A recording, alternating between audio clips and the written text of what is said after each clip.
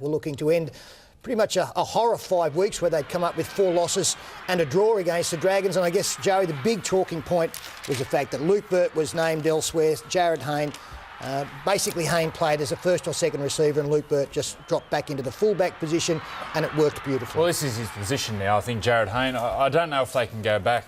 He's got so much vision, so much time, just picks the right option all the time. And Luke Burt freed him up at the back.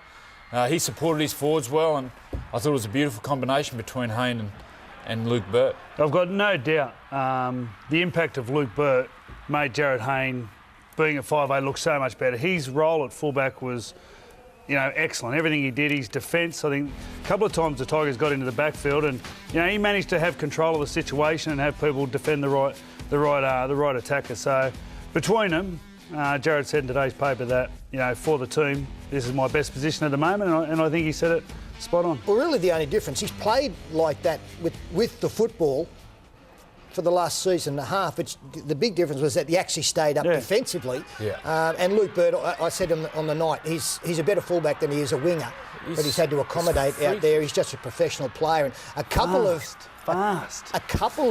one-on-one strips. Oh, great awareness, isn't it?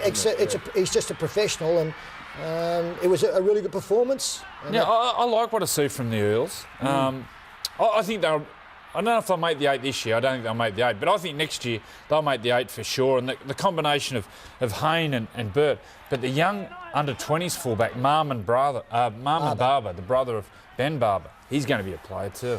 You could probably relate to this being a Dogs, as we see the 2 strips I'm talking about, and Luke Burt, who was our man of the match. Just everything had a touch of class about it. Look at that. Great ball from Hayne. And they moved to 15 competition points on the back of this win. It could be a whole lot better. Tigers, well, they've got some problems. Benji did make his comeback. But a night of missed opportunities for the Tigers. They really could have run in some tries. And I guess the Dogs are a little bit like that too. If you don't take advantage of your opportunities in this game, you get left behind. Yeah, no, look, I think you look at the Tigers side, and on paper, there's a lot of class in that side. I think they're going through a real transition period. Obviously, off-field, they've had a lot of blokes sign elsewhere. There's a lot of talk about Adam Blair coming there. To say that isn't disruptive to a group, it certainly takes its toll. And I think, Joey, we were talking earlier, there's some really good kids coming through there under 20. So I think the times ahead for the Tigers are really good. It's just trying to find that bit of confidence at the moment and get on that roll, which everyone knows that they can. Yeah, not easy to do in this competition. And Parramatta, I think this win had been coming for a while, and efforts like this, you're on the right path. Benji Marshall had only been back from injury for 3 weeks, so we've got to give him a... You got Shane Shackleton as well behind him on the left-hand side. He realised here he might score.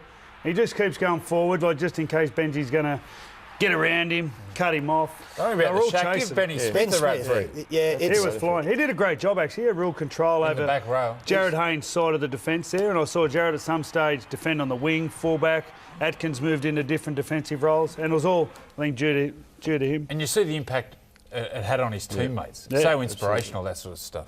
Well, it was a fairly fiery press conference after this one, mainly with questions aimed at Tim Sheens, a lot of it about what's been going on off the field at West Tigers, and this is just a short bit of what was a pretty interesting press conference. There's no issues from the point of view within the group between themselves. We're not talking about players unhappy with each other here. So players are leaving every club. No, look, when you throw a poor pass on the last option without even looking, you can't start talking about, that's an issue with the club. That's an issue with you personally. If we were playing that poor, we would have had 80 put past us in the last 3 weeks. Has that happened? No. No? Well, thank you. Are the Knights, there are heaps of players being told, are they doing that?